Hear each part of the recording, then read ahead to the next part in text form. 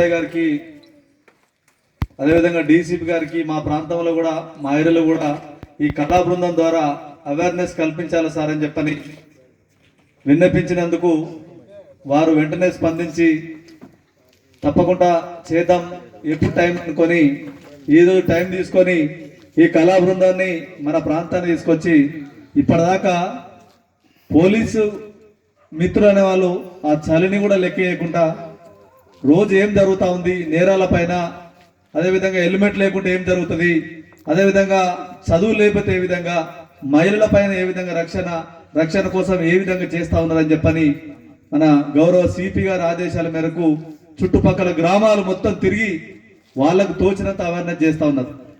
గతంలో ఓ 10-15 ఏళ్ళ క్రితం అప్పుడు కళా బృందాలు వాళ్ళు వీళ్ళు వచ్చి పాటలు పాడి మళ్ళీ లేకపోతే నాటకాలు అని చెప్పని ఆడినప్పుడు ఒక ఊరే వచ్చి కూర్చొని చూసేది. ఒక పిలిపియంగానే ఈ చలిని లెక్కేయకుండా మీరు అందరూ వచ్చినందుకు, అదేవిధంగా ఇంత మంచి కార్యక్రమాన్ని ఇప్పుడు వాళ్ళు ఏదైతే చెప్పిందో దాన్ని తప్పకుండా పాటించాలి. ఏమైనా కాలినప్పుడు మనకైనా చనిపోయినప్పుడు కన్నీళ్లు పెట్టి ఏడుస్తా ఉన్నాం, ఆ కుటుంబం అనాథలు అవుతా ఉన్నారు. ఒక్కసారి ఆలోచన చేసి ఆ హెల్మెట్ పెట్టుకొని ఇలా మన ప్రయాణం చేస్తే మన కుటుంబం, మన కొడుకు బతుకుతా ఉండే, మన బిడ్డ బతుకుతా ఉండే.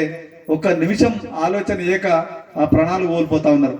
అదేవిధంగా చాలా వరకు మనల్ని చిన్న 16-17 ఏళ్ళు అయిందంటే ఆ బిడ్డ భారం అయిందని చెప్పని టకటక పెళ్లి చేసుడు, ఆ లచ్చలో మళ్ళీ కట్నం పెరుగుతుంది, అది దొరుకుతుంది, ఆడపిల్ల ఇంటి మీద ఉంటే భారం అవుతుందని చెప్పని ఆలోచన చేస్తా ఉన్నారు. రోజులు మారినాయి, మీరు చూస్తా ఉన్నారు. ఇలా ప్రాంతానికి సంబంధించి ఎక్కడ పని లేక కైకిలివే పరిస్థితి అయింది. రేపు రావడానికి మీ పిల్లలు కూడా మీరు పడ్డ కష్టం పడాలన్నా ఆలోచన చేయాలా. తప్పకుండా చదువుకు ఇలా గవర్నమెంట్ బళ్ళు వచ్చినాయి, నుంచి డిగ్రీ దాకా ఫ్రీగా చదివించే ఈ రోజులలో మనం విద్య కూడా మన పిల్లలు ఆడోళ్ళైనా మగవాళ్ళైనా సమానంగా చూసి ఇలా చదువు కూడా దగ్గర చేస్తే కుటుంబంలో ఒకరు ఉద్యోగం సాధిస్తే ఆ కుటుంబం బలమవుతుంది.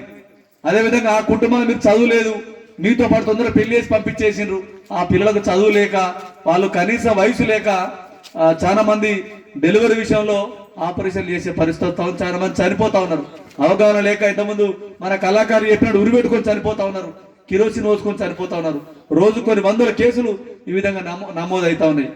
ఆ విధంగా దయచేసి మనం ఎంతసేపు విన్నామని కాదు, వాళ్ళు ఇంత సమయం కేటాయించి ఎస్ఐ గారు కూడా ఎంతో కొంత మారకపోరా అని చెప్పని వాళ్ళు ఆలోచన చేసిన దానికి మనం మారితే సంతోషం.